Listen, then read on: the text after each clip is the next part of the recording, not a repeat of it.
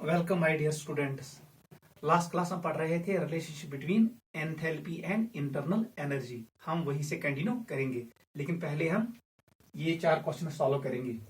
Question 1, it is a PV diagram. यहाँ पर 4 process हुई है। स्टेप 1 ए से बी, बी से सी से डी और डी से ए। एक प्रोसेस हुई है। आपको बताना है from A to B to C to D and D to A what is process in terms of heating and cooling.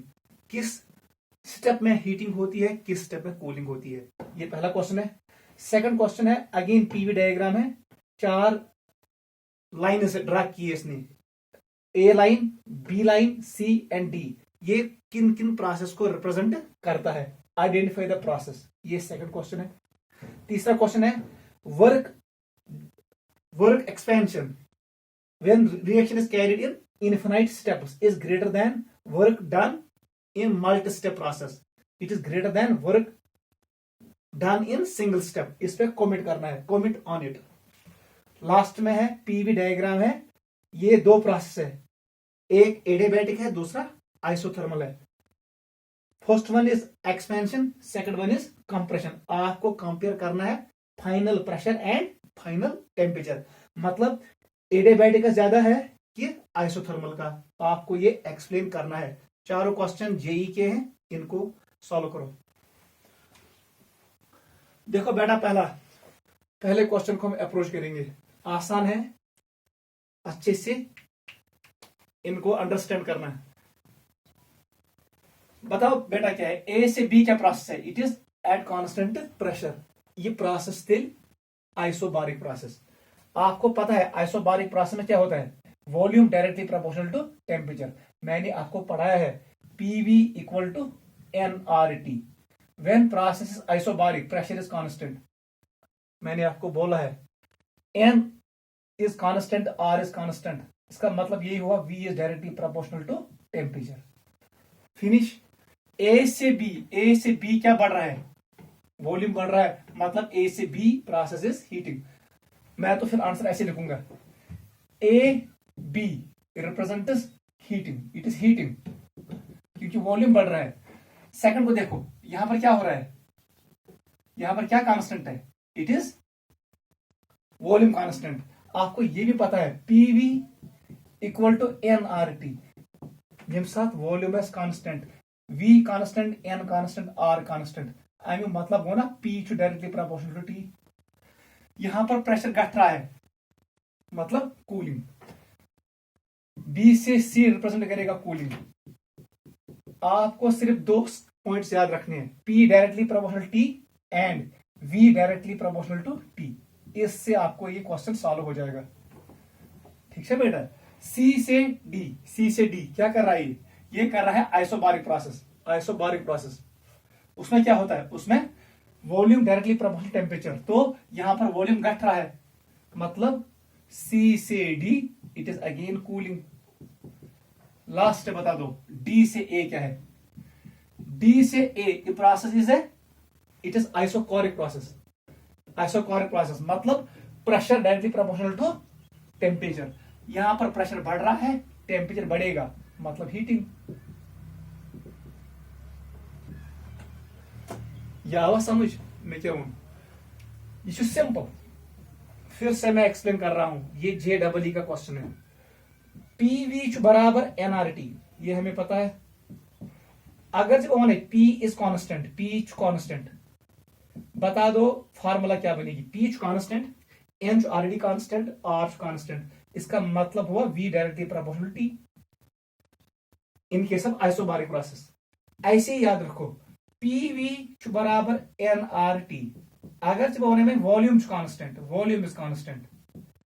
Volume को कर दिया मैंने constant, N already constant, R constant. इसका मतलब हुआ P directly proportional to T. In case of isochoric process आप इस equation को यूज करो, in case of isobaric process आप इस इक्वेशन को यूज करो। गॉडिक स्टेप क्या है, it is isobaric step. Pressure constant, इधर से यहां प्रेशर कांस्टेंट है, यहां पर अब वॉल्यूम बढ़ रहा है। आइसोबारिक प्रोसेस में वॉल्यूम बढ़ेगा, टेम्परेचर बढ़ेगा। वॉल्यूम इंक्रीज गसन टेम्परेचर बढ़े, A B will be heating. जो ये प्रोसेस है बी से सी, इसमें क्या रहता है, वॉल्यूम कांस्टेंट मतलब ये प्रोसेस आइसोकोरिक। अब pressure directly proportional to temperature, क्योंकि यहां प्रेशर घट रहा है, कम गसन pressure, therefore it will decrease temperature. जब टेम्परेचर डिक्रीज होगा तो कूलिंग। ऐसे ही चलो सी से डी, ये प्रोसेस क्या, it is at constant pressure, isobaric process. ये प्रोसेस को एच volume directly proportional to temperature. ये भी सी पे डी पर वॉल्यूम कम गसन, वॉल्यूम डिक्रीज हो रहा है, टेम्परेचर कम होगा, इसीलिए कूलिंग होगा सी से डी तक, कूलिंग सी से डी कूलिंग। लास्ट पे आ जाओ, डी से ए अत प्रोसेस में रोजन वॉल्यूम कांस्टेंट, मतलब ये आइसोकोरिक प्रोसेस, आइसोकोरिक प्रोसेस। आप देखो P directly proportional to T, pressure बढ़ रहा है, प्रेशर बढ़ रहा है, टेम्परेचर इंक्रीज होगा, पी बढ़ेगा टेम्परेचर बढ़ेगा, मतलब डी से ए हीटिंग। नोट करो। क्वेश्चन नंबर 2 पे आ जाओ।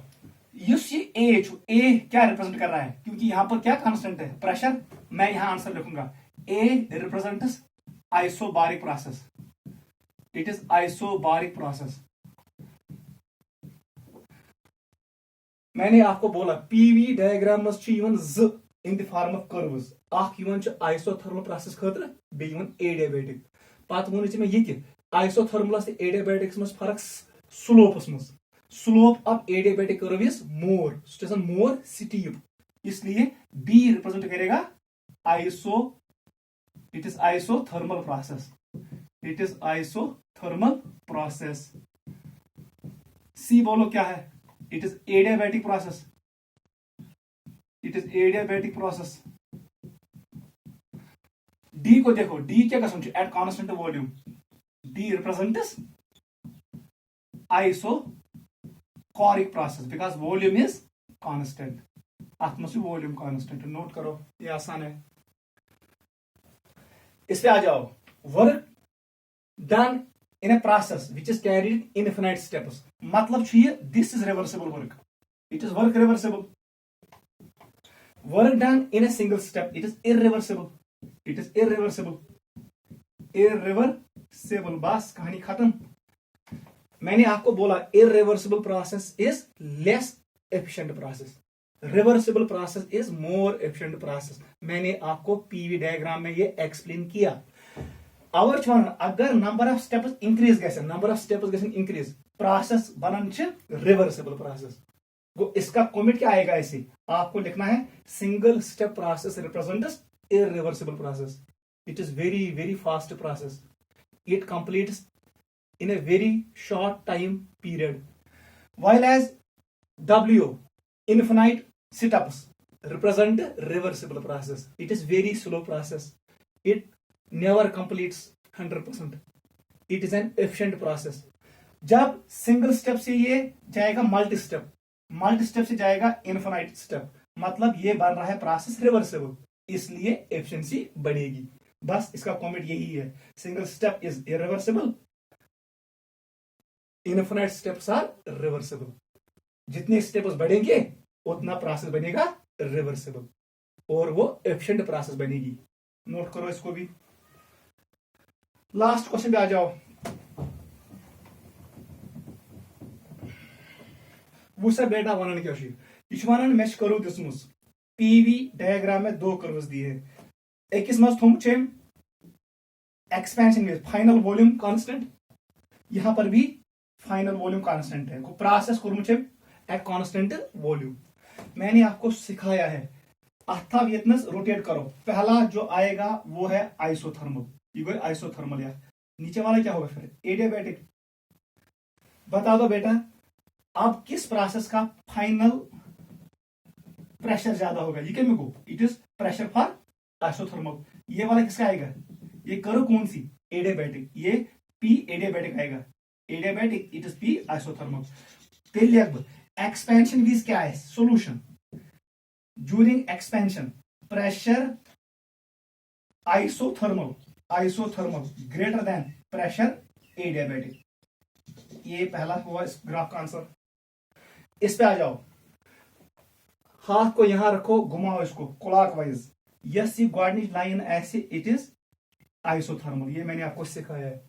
दोयम कर्व क्या एडियाबैटिक यतनस टच कर it is pressure isothermal P I यतनस ये लाइन टच कर इट इज पी एडियाबैटिक बता दो किसका ज्यादा किसका कम P adiabatic greater than P isothermal मगर इनके साथ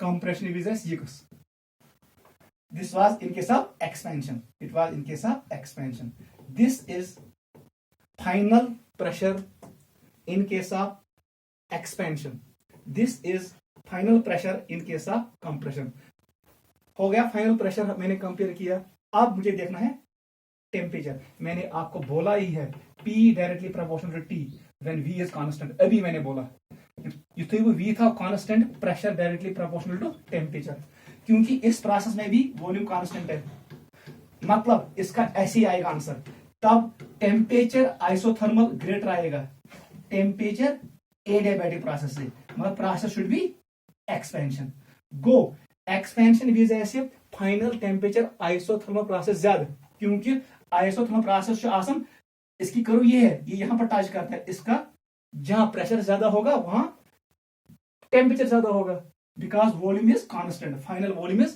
constant pressure of adiabatic process is less therefore its temperature is less ती लिखो P temperature of isothermal is greater then temperature of adiabatic in case of expansion बता दो इन case of compression क्या होगा जितना प्रेशर कम है ततना टेम्परेचर कम यही निकलेगा प्रेशर आप इस ऐसे लिखो temperature adiabatic it is greater then temperature isothermal in case of compression समझ आओ this is final pressure and final temperature comparison when final volume is same note करो इंपॉर्टेंट है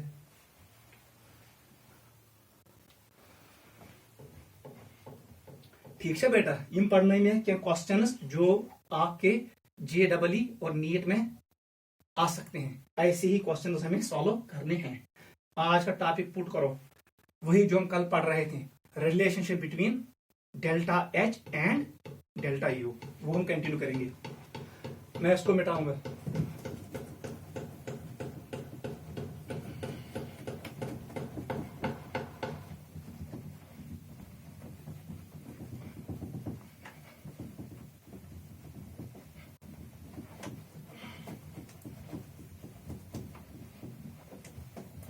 अगर आपको ये ग्राफ आ गई आपका थर्मोडायनेमिक्स पोर्शन क्लियर हो गया आपको क्वेश्चन सॉल्व करने में कोई मुश्किल नहीं होगा ठीक है बेटा you will solve question easily once you understand these concepts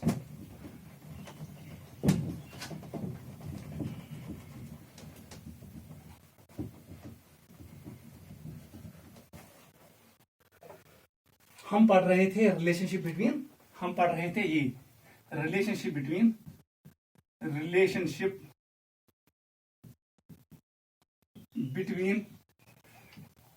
delta H and delta U ये हम पढ़ रहे थे delta H is enthalpy delta U is internal energy फिर मैंने आपको ये भी बोला it is heat exchanged eight constant pressure and delta U is heat exchanged eight constant volume इसको रिप्रेजेंट कर रहे थे क्यू पी से इसको रिप्रेजेंट कर रहे थे क्यू वी से एस बनो रहा इक्वेशन आप बनो गोडनिक इस पे delta H is a state function अब लिखूं del H equal to it is delta U plus P del V मैंने प्रेशर को माना कांस्टेंट ये गोडनिक इक्वेशन फिर मैंने दूसरी इक्वेशन बनाई in case of gaseous reaction so apply कर for gaseous reaction delta H equal to delta U plus delta N G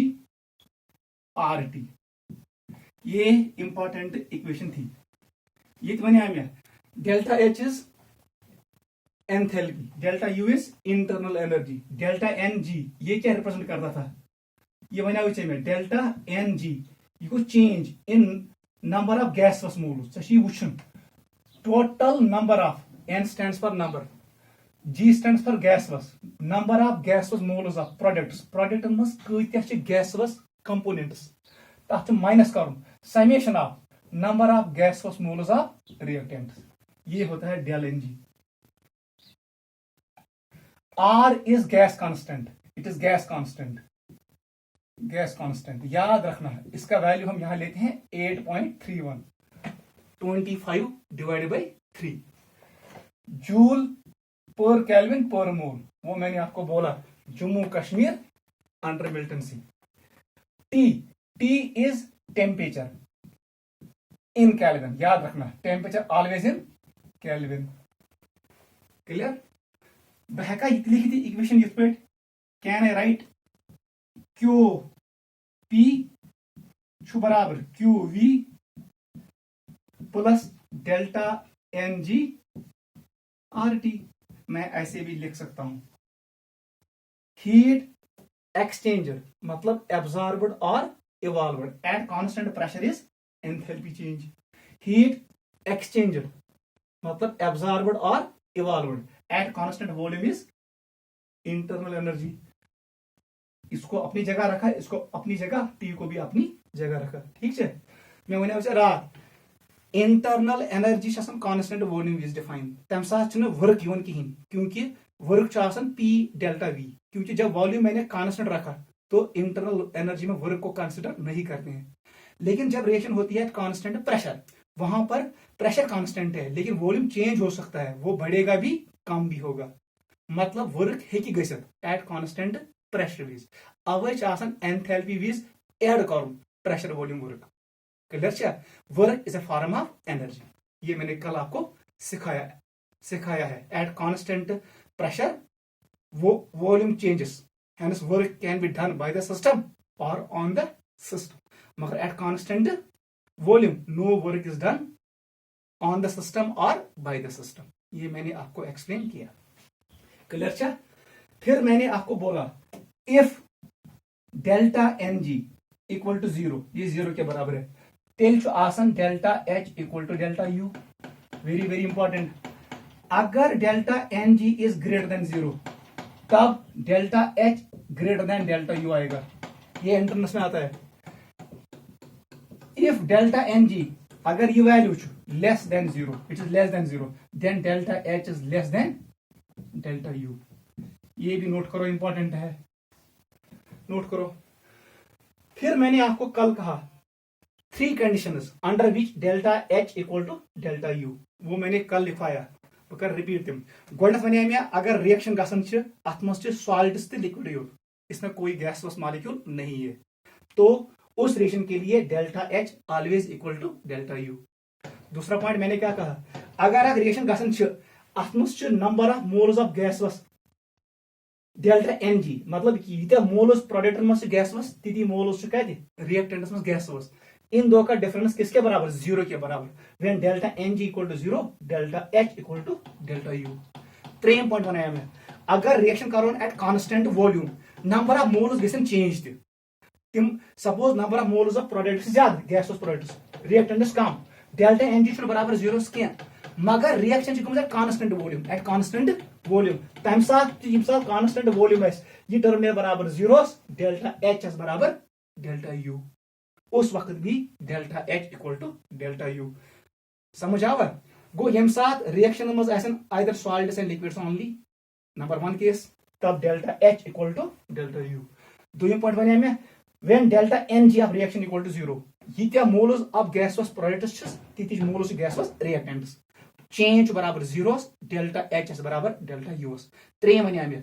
अगर वह बराबर कह number of gaseous moles of reactants तो number of gaseous moles of products बराबर कह, मगर reaction carry गमस एट कांस्टेंट वॉल्यूम, तब भी delta H equal to delta U. Note करो, मैं कुछ क्वेश्चंस आपको दिखाता हूं, नोट करो इसको.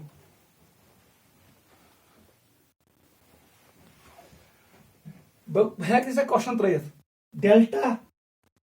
डेल्टा एच के बदले में ये टर्म लिख सकता हूं क्यूपी, डेल्टा यू के बदले क्यूवी. ठीक है, बात तो एक ही है.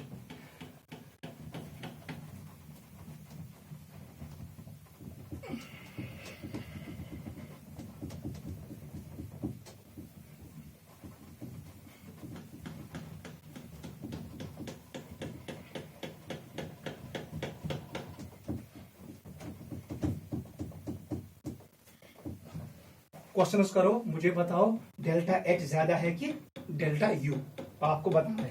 Question number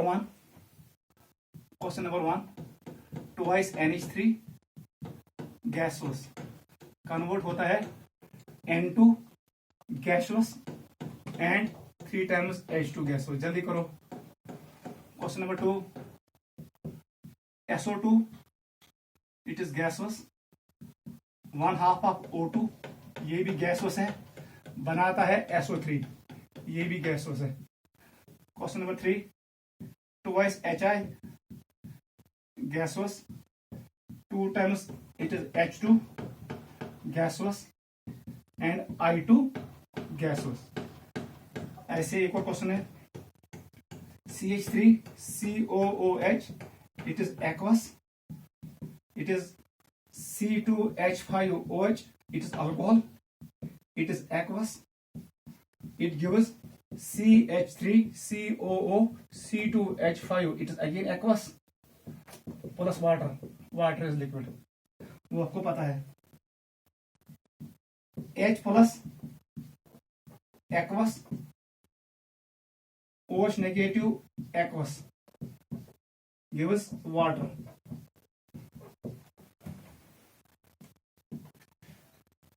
N2 plus H2 gives NH3। Reaction को खुद बैलेंस करो। यहां लिखा है is carried at constant volume. बताओ जल्दी, घर में ऐसे ही क्वेश्चंस करना। बताओ डेल्टा एनजी यहां पर कितनी है, डेल एनजी कैलकुलेट करो। डेल्टा एनजी बता दो कितने मोल्स है प्रोडक्ट्स में। 8 + 3 गो 4, इट इज 4। 8 + 3 प्रोडक्ट्स में 4 है, रिएक्टेंट में कितने हैं 2। 4 - 2 = 2। डेल्टा एनजी तरफ पॉजिटिव, मतलब इस रिएक्शन के लिए delta H greater than delta you. पहला क्वेश्चन हो गया। दूसरे क्वेश्चन पे आ जाओ। इसका कोएफिशिएंट 1 है, आगे इसका 1 है। बताओ कितना है। डेल्टा एनजी का बराबर है number of moles of gaseous products, वो 1 है 1। बताओ कितना है 1 + 2 इट इज 3/2, इट इज 3/2। निकाला कितना निकलेगा -1/2। ये नेगेटिव निकला, delta N G is less than 0। इसका मतलब ये हुआ delta H less delta U ज्यादा होगा। नोट करो, ऐसे ही करना है। यम रिएक्टेंट 2 मोल गैस यथ मज हाइड्रोजन 1 मोल, आयोडीन। मुझे बता दो डेल्टा एनजी किसके लिए किसके बराबर है। Number of moles of gas products, उनको सम करो। 8 का गई माइनस, आगे भी 2 है, 2 - 2 = 0। डेल्टा एनजी = 0, मतलब क्या है डेल्टा एच = डेल्टा यू। ऐसे ही बाकी क्वेश्चन करना है। रिएक्शन में क्या चाहिए, acetic acid, this is alcohol, it form ester and water, it is an esterification reaction, organic chemistry में पढ़ेंगे। यहां पर एक्वस मतलब सॉरी लिक्विड फेज। मैंने पहले ही बोला जिस रिएक्शन में आइदर सॉलिड्स इन्वॉल्व हो या लिक्विड्स इन्वॉल्व हो, वहां पर हमेशा डेल्टा एच = डेल्टा यू, इसको देखना ही नहीं है। सेम टू सेम क्वेश्चन है, H + एक्वस है, OH negative aqueous, water aqueous, सब लिक्विड फेज में है, delta H = delta you. Clear. अब देख N2 + thrice H2 twice NH3। यहां पर डेल्टा एनजी कैलकुलेट नहीं करना है, अति वोनमुत is carried at constant volume. Three constant volume ऐसे मैं फिर चेक नहीं करूंगा डेल्टा एनजी से बराबर कि कम ज्यादा। इधर भी डेल्टा एच = डेल्टा यू, वो मैंने आपको सिखाया। मैं वन सस इक्वेशन डेल्टा एच बराबर delta U + P delta V. Since इसने वॉल्यूम को कर दिया कांस्टेंट, कुछ तो मकली तेल हमेशा delta H = delta U. Yes calculate कर number of moles of gases products minus number of moles of gases reactants. इसने क्वेश्चन में लिखा is carried at constant volume. इतनी कांस्टेंट वॉल्यूम आप हमेशा delta H = delta U. Note करो।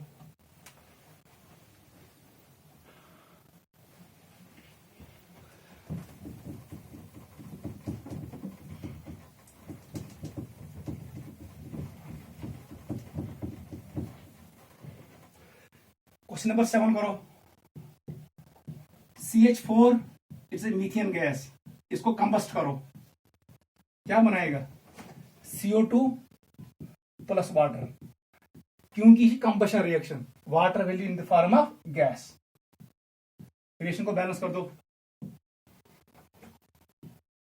बताओ जल्दी क्या है डेल्टा Mg, निकालो delta Mg। Change in number of gases moles, बताओ रिएक्टेंट प्रोडक्ट्स में कितने हैं? ये गोस 1 2 3 ल्यूक 3 माइनस कर दो, ये 1 है, ये 3 माइनस 3 इक्वल टू 0। इसका भी डेल्टा H किसके बराबर होगा? डेल्टा U के बराबर। नोट करो।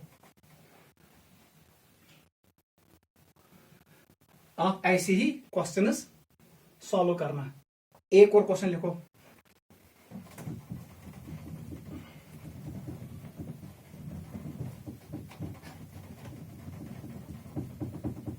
वो बैक लिखित इतना, आप इनको ऐसे भी लिख सकते हो, Q P greater QP equal to QV।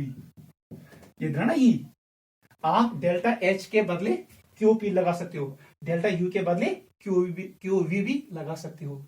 वो ऐसे भी क्वेश्चन पूछेगा। अब हम एक न्यूमेरिकल प्रॉब्लम करेंगे। लिखो question.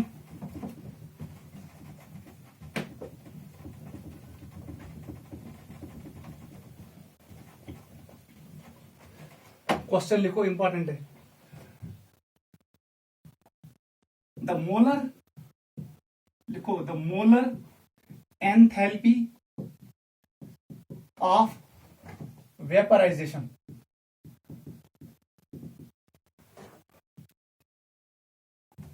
for 1 mole water at 1 bar pressure is 41 kilojoule per mole। ठीक है बेटा, ये इसने दिया है। कैलकुलेट डेल्टा U, आपको ये निकालना है। पहला पार्ट ये है H2O लिक्विड कन्वर्ट हो रहा है H2O गैस में एट 1 बार। प्रेशर कितना है? 1 bar and 100 degree Celsius. Second part, H2O liquid convert हो रहा है H2O सॉलिड में एट 1 बार। प्रेशर कितना है? 1 बार एंड 0 डिग्री सेंटीग्रेड। जल्दी करो क्वेश्चन।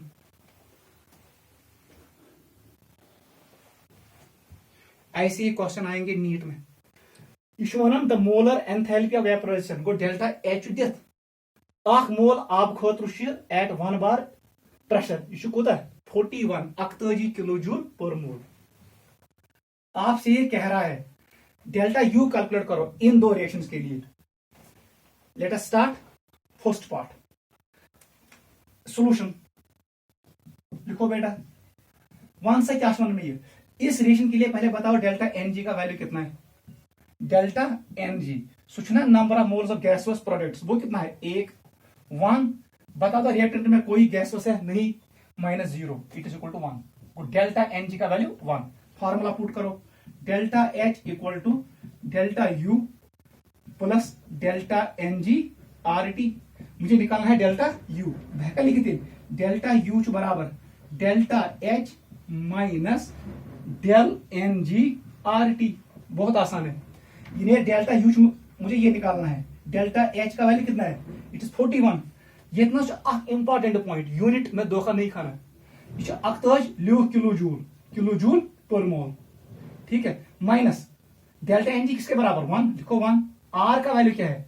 8.31, लेकिन किसने है वो? Joule per kelvin. Joule, it is joule per kelvin per mole into temperature कितना है? 100 degree centigrade, it is 373 kelvin. इसको सॉल्व करो, ये वैल्यू किसके बराबर आएगा? ये से बराबर 3099।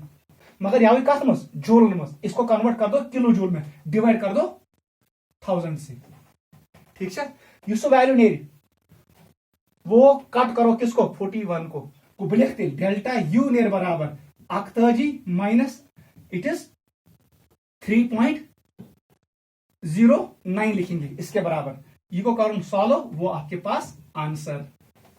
ठीक है बेटा, मैं फिर से बताऊंगा, लीज इक्वेशन पानी मुझे निकालना है डेल्टा यू, वो डेल्टा यू एस बराबर delta H minus delta N G R T.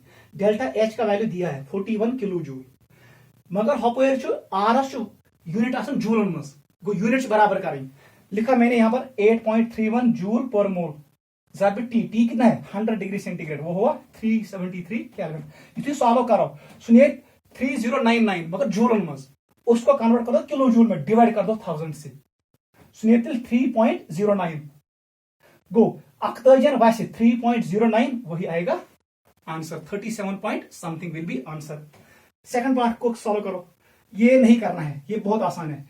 वहां से बेटा क्या बनना चाहिए, लिक्विड को कन्वर्ट कर सॉलिडस मज, ये वही मसला है ना। यहाँ पर डेल्टा एच किसके बराबर, डेल्टा यू के बराबर, यहाँ का आंसर आएगा, इसका डेल्टा यू किसके बराबर होगा 41 किलो जूल पर मोल। ये मैंने आपको पहले ही सिखाया है, एटनस ने फार्मूला यूज करें कहीं, क्योंकि ये लिक्विड तो सॉलिड, यहाँ पर वॉल्यूम चेंज निग्लिजिबल है, डेल्टा एच डेल्टा यू के बराबर है, कोई उस डेल्टा एच एस वैल्यू हो सो एस डेल्टा यूएस। ऐसे क्वेश्चंस आते हैं, इनको रिवाइज करना आज के क्लास के लिए काफी है। Take care, bye.